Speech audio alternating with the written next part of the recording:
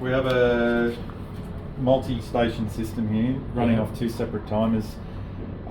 We will be working towards having these running on Wi-Fi connectivity, and here we have a fertigation dosing system.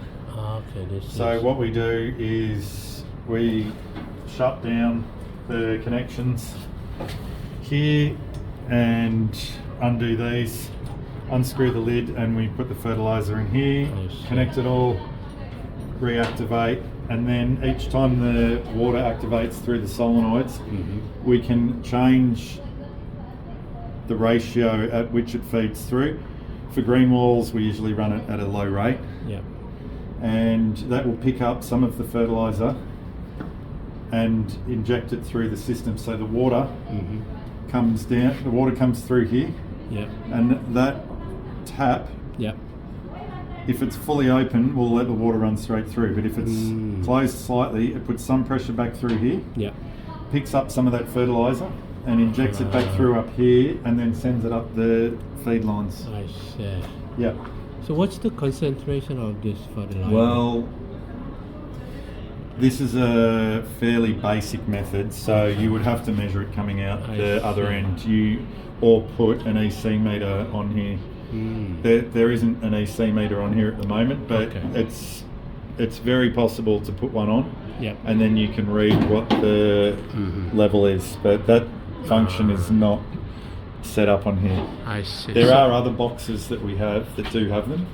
I find for greenwalls they're not really that necessary, because we know that just a small amount of fertiliser is generally enough. You're right. That's true.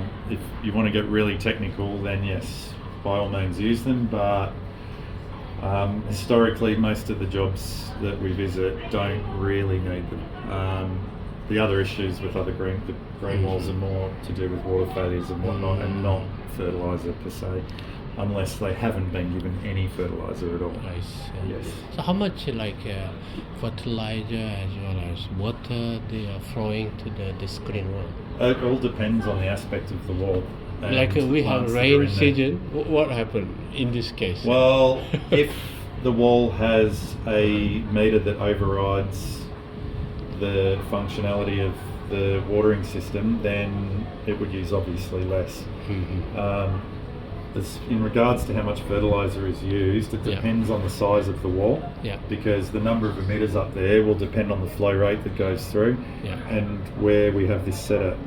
And obviously, because we don't want to flush a lot of fertiliser down the drain, because a lot of fertiliser does end up going down the drain, we set these on a low setting, and we try and have the irrigation systems running in such a manner where we try and maintain moisture on the green wall's facade with minimal runoff, and that will improve the efficiency and sustainability of the system by using less water and holding the fertiliser there.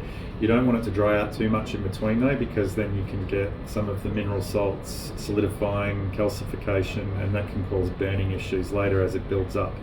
So there's a balance there. You need to keep the moisture level at a level where you don't get that crystallisation of the mineral salts. I'm not sure whether your new fertiliser will do that or not yet, but I'm sure it probably would. But yeah, we need to make sure there's that balance of the correct amount of water going through, but with minimal runoff. I see. With minimal excess overflow. All right. Okay. That's great. What's the next to this? This box? one here Same is the same. It's been set up by the prior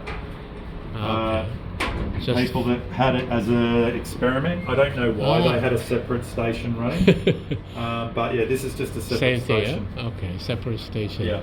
So that's feeding a different part of the green wall. I see.